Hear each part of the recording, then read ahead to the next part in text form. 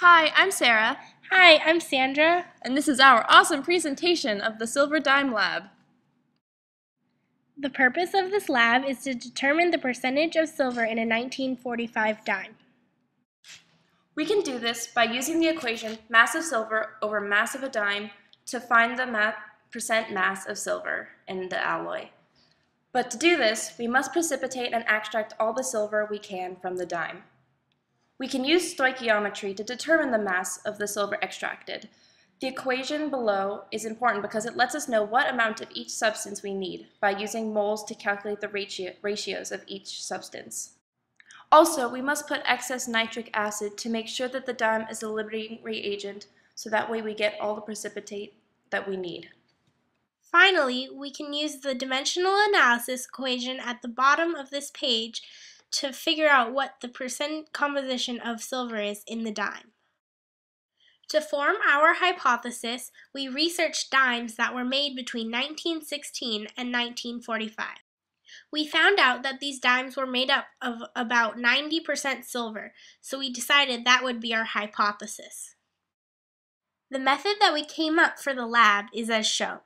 First, we take our quarter of a dime and mass it, then put it into a test tube with excess nitric acid. After waiting for a class period, the dime should completely dissolve, leaving a blue tinted liquid. Then we should put in excess salt, or NaCl, enough to precipitate all of the silver, but not too much so that not all of the salt dissolves. We should stir until all of the silver chloride has precipitated and all of the sodium chloride has dissolved. Then, using the filter that we were given, we filter the contents of our test tube. The remaining solid should be entirely silver chloride. After giving the filter and silver chloride time to dry, which is about 1 full day, we will take the mass of the AgCl with the filter and then scrape off the silver chloride and just mass the filter by itself. This way we can subtract to find the mass of the silver chloride alone. During our trial, our dime had a mass of 0.679 grams. After using excess nitric acid to dissolve the dime and create a solution of silver, copper, and nitrate ions, we precipitated the silver ions with sodium chloride.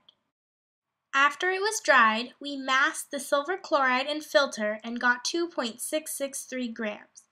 Then, after scraping the silver chloride off of the filter, we massed it again and found out that the filter was 1.580 grams.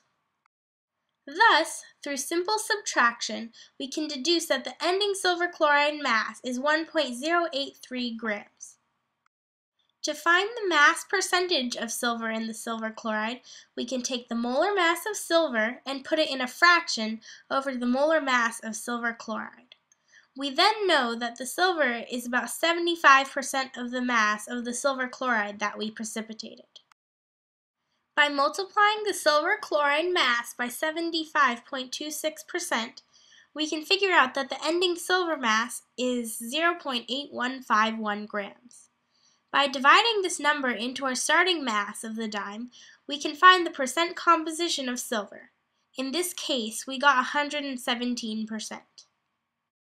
We took a look at all of the AP Chemistry classes' data, and the mean value was 106.99% composition of silver.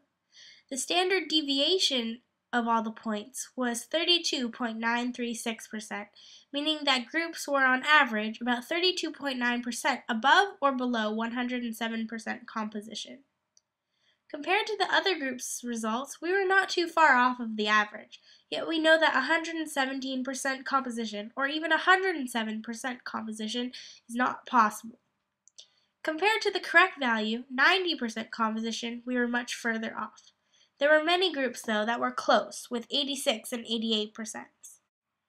To calculate percent error, you use the expected value subtracted from the observed value and divide by the expected value. We ended up with a 30% error, which is quite distinct. This percent error means that our result was 30% greater than the accepted value for percent composition of silver in dimes made between 1916 and 1945. According to our calculations, the dime had a 117% composition of silver. It was clear to us instantly that our results were theoretically impossible, so we looked back on our process to see where we went wrong. We discovered that we put too much NaCl in our solution, causing it to become saturated so not all the sodium chloride could dissolve. This added to the mass of our precipitate, causing our results to be over 100%. In the future, we would like to redo this lab but find copper percentage instead of silver percentage, since our silver percentage was so off. And also, we would like to find the percent composition of copper in current dimes. Thank you for listening to our analysis of the Silver Dime Lab.